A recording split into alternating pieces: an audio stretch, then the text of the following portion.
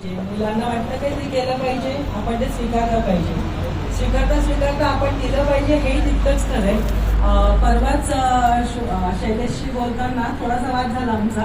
प्रत्येक वेळेला काय का असं करता रे, म्हणजे त्यामुळे तुम्ही करा की शैलेश त्याला चुकून पहिल्यांदा शिकवायला मी उभी राहिली, त्यामुळे ते काहीतरी वेगळं कनेक्शन आहे. स्टँडिंग इन्व्हिटेशन देतो की पुढचा कार्यक्रम निश्चितपणे शिक्षक म्हणजे एकटं शैलेला शिकवलं तुम्ही? एक तो जर जास्त अगोदर झाला, कारण पहिला सामना माझा आला आणि मी त्याला भेटली. पुढचा कार्यक्रम मदत तुम्ही करायची आहे, पण कार्यक्रम शिक्षकांतर्फे. हो हो हो. नाही, आणि हे नुसतं बोलणं मदत तुम्ही सगळ्यांनी करायची. बोलणं नाहीये. जर तसं म्हणजे एक आता आपला नोकरे मॅडम आहेत, त्याच मगाशीच म्हणाल्या की त्यांचं इथे नवले ब्रिजच्या पायथ्याशी ब्रिजची स्टार्टिंगला त्यांचं हॉटेल आहे. तर स्वामीनारायण मंदिरात दर्शन करू आणि त्यांच्या हॉटेलमध्ये जी वसई काही कार्यक्रम करता येईल. पावसाच्या सुरुवातीला कामेडी घाटात जाऊन तिथे एखादा कार्यक्रम करता येईल. नक्की हा बरोबर. हो, तामिनी घाट खूप दिवसाचं वेटिंग. हो, खूप वेटिंग आहे तामिनी घाटासाठी. देणार आहे विद्यार्थी एकत्र. अशा भेटी व्हायला पाहिजे. कधी कधी वाटतं की काय गरज आहे, मुलं येतात त्यांच्या कामातनं व्यापातनं वेळ काढून, आपण पण एवढी रद्द करून एवढ्या लांबपर्यंत यायचं भेटायचं. साध्य काय होतं, काही मुलं गप्पच बसलेली असतात, ती बोलतच नाहीत, पण ती एकमेकांशी बोलत असतात, त्यांचं एकमेकांशी इंटरॅक्शन होत असतं, ते शिक्षकांपर्यंत पोहोचत नाही. शिक्षकही आम्ही थोडेसे आमच्या गटामध्ये थोडेसे असतात. हा थोडासा एक्सपांड व्हायला पाहिजे ग्रुप, आपल्या सगळ्यांचं इंटरॅक्शन व्हायला पाहिजे. याचं कारण असं आहे की तुम्ही मुलांनी तुमच्या आयुष्यामध्ये सगळ्या ज्या तुमच्याकडे अडचणी होत्या त्या अडचणींवर मात करून तुम्ही तुमची एक सक्सेस स्टोरी निर्माण केलेली आहे. ती सक्सेस स्टोरी आहे म्हणून तुम्ही आज इतके छान बसलेले. तुम्ही कुठला तरी एक युनिफॉर्म ठरवता, तो फॉलो करता, त्याच्यासाठी तो आनंद एकत्र येण्यासाठी तुम्ही किती मेहनत करता. बॅकग्राऊंडला जी मेहनत असते ती खूप असते. जरी चेहरा शैलेंद्र आणि महेश आपला महादेव असला तरी सुद्धा बाकीचे जे असतात ते साथ द्यायला आहे आणि त्यांच्या विश्वासामध्ये तितकंच महत्वाचं आहे. या सगळ्या कार्यक्रमांचा उद्देश आपला फक्त जेवणा आणि एकत्र आणि आता तो एंटरटेनमेंट पर्यंत गेलाय, पण आता मनोरंजनातला तो कुठेतरी अशा ठिकाणी पोहोचला पाहिजे की तुम्ही हे जे तुमच्या संकेतातनं बाहेर सक्सेस स्टोरी केलेली ती पुढच्या पिढीपर्यंत गेली पाहिजे. तर ती घेण्यासाठी आपण खूप गोष्टी प्लॅटफॉर्म निर्माण केला पाहिजे की थकून जाऊ नका, तुम्ही हरून जाऊ नका.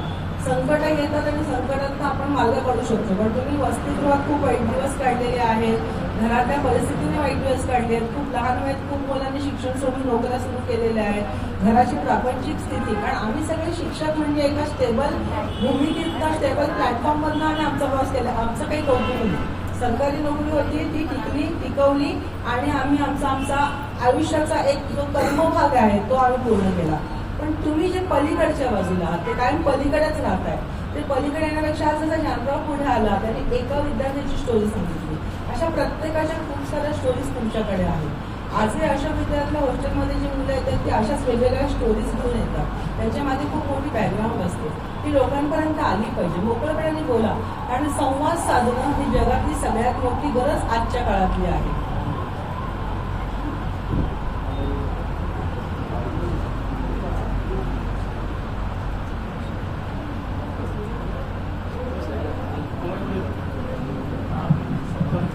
तुमच्यातले जे बोलत नाही त्यांना बोलतं करा असं मला एकदा वाटतं. संतोष भेटला, संतोषची रोपवाटिका आहे, तिकडे गेलं भेटलं मस्त चहा भेटायचं, 2-4 फुलं झाडं उचलायची घेऊन जायची.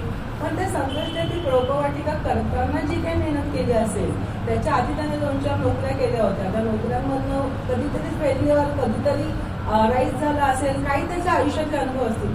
हे पुढच्या पिढीपर्यंत तुम्हाला वाटतं की आम्ही काय केलं, आम्ही इथं राहिलो, आमचं आयुष्य तर तसं आयुष्य नाहीये बाळांनो. तुमचं आयुष्य हे खूप शिकण्यासारखं आयुष्य आहे. कारण तुमची प्रगती आज आम्हाला दिसते, पण त्या काळातले तुम्ही जे होतात ते अवखळ, खोडकर, कशाची भीती नसलेले निर्भीड जग होतं तुमचं. तुम्हाला काही जाऊन असं काही अचीव करायचं होतं, घडवायचं होतं, असं काही ठरवून कोणी काही केलेलं नाही.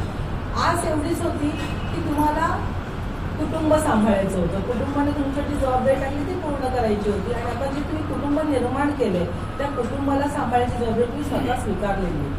आणि त्यामुळे हे सगळं करताना जे अडचणी येतात, आता ही चांगली गोष्ट आहे की तुम्ही सगळे कनेक्ट झालाय, तुम्ही एकमेकांना काही सुखदुःख वाटता, तुम्ही कोणीतरी पाठीशी उभं राहतं, कोणतरी मदत करतं. सेम इथे पण तसंच आहे. पण अजूनही तुम्हाला मी सांगते माझी खंत, आम्ही ग्रुप तयार केलाय, पण त्या ग्रुपमध्ये मोकळा संवाद नाही. आम्ही गुड मॉर्निंग गुड आफ्टरनून पाचच्या पलीकडे गेलो नाही. आम्हाला 6-8 महिन्यांनी कळतं की मालुसरे सरांना हार्टचा त्रास झाला, त्यांचं ऑपरेशन झालं आणि ते घरी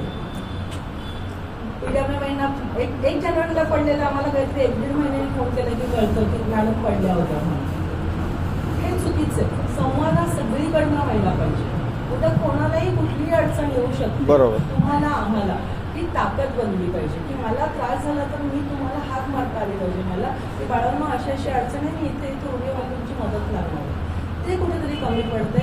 नुसते जेवण नको, थोडा संवाद वाढा. जी बोलत नाही, जी मागे मागे राहते तर त्यांनी थोडं पुढे या, स्वतःहून बोला. जे बोलत नाहीत ना ते चेहरे कायम असे मागे मागे मागे राहतात, जे बोलतात चेहरे कायम पुढे पुढे दिसतात आणि मग त्यांचंच अस्तित्व वाटायला लागतं त्या कार्यक्रमामध्ये. हा कार्यक्रम सगळ्यांचा आहे, त्यामुळे आपण सगळ्यांनी एक होऊया. हे 2 गट पुढच्या वेळेला एकत्र झाले पाहिजेत. लग्न तर तुम्ही युनिफॉर्म म्हणा असाल तर आम्ही सुद्धा uniform me also have uniform ना, आमच्याकडे पण युनिफॉर्म, आम्ही पण युनिफॉर्म घालूया. आम्ही खूप वर्ष युनिफॉर्म फॉलो पण केलेला आहे, तर तो आम्ही घालून येतो. मग सगळे एका प्लॅटफॉर्म, मागच्या कार्यक्रमात मी म्हणलं होतं आपण एका प्लॅटफॉर्मवर येऊया.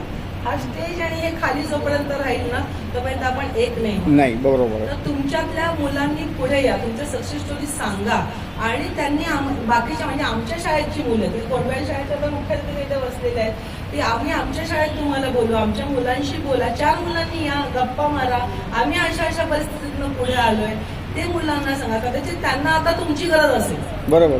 तुम्हाला सांगणारं कोणी भेटणार नाही, पण तुमच्या सांगणे तुमच्या स्टोरीने करत जाऊया, साखळी जोडत जाऊया.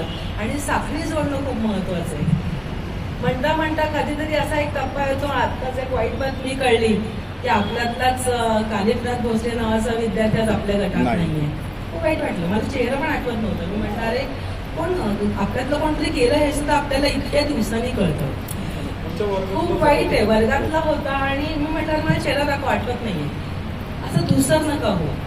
आता जर तुम्ही आलाच आहात सगळे एका प्रवाहामध्ये, तर आपण एकत्र राहण्यासाठी आपण कानिफनाथला शब्द देऊया की आम्ही सगळे बोलते होऊ, आम्ही संवाद साधू एकमेकांशी आणि आमच्या कार्यक्रमाच्या एकत्र येण्यामध्ये काहीतरी प्रयोजन आणू. नुसतेच एकत्र मिळवणार म्हणजे आम्ही तर नुसते जेवण आणि हसणं आणि हे करणार आहोत. आम्ही काहीतरी ह्याच्यातनं नवीन पिढीसाठी करू, याच्यासाठी आपण एकत्र येऊया. 2 मिनिटं सगळेजण कानिफनाथला